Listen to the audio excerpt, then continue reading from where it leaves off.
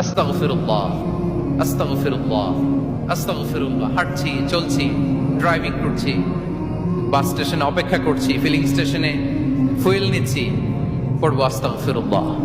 কি পড়বো? আস্তাগফিরুল্লাহ। যারা সব সময় আস্তাগফিরুল্লাহ পড়ে তাদের রিজিকের কোনো টেনশন হয় না, রিজিক নিয়ে তাদের আর কোনো চিন্তা থাকে না।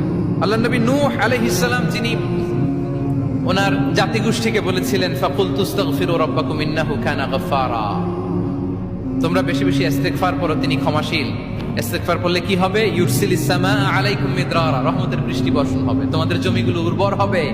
ওয়া ইউমদিদুকুম বিআমওয়ালি ওয়া বানিন, আল্লাহ তাআলা তোমাদেরকে সম্পদে বারাকা দিবেন, সন্তানে বারাকা দিবেন।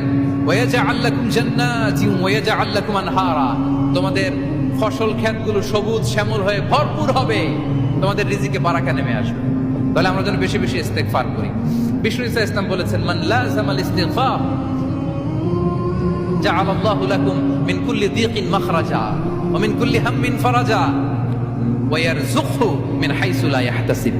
যে সব সময় ইস্তেগফার করে তার কোনো টেনশন থাকে না, তার জীবনে দুশ্চিন্তা আসে না, আর এমন জায়গা থেকে আল্লাহ রিজিকের বন্দোবস্ত করে যেটা সে কল্পনাও করে না।